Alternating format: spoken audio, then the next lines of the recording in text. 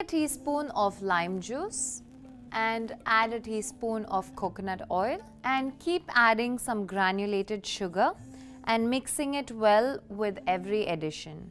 Keep adding sugar until you form a thick paste. Now use this as a scrub and gently massage it on the lips.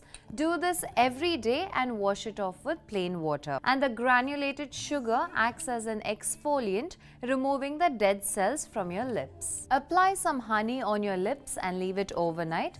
Alternatively, you can also apply some olive oil instead of honey. Take 2 tablespoons of milk and to this add 1/4 teaspoon of turmeric or haldi powder and form a paste out of this.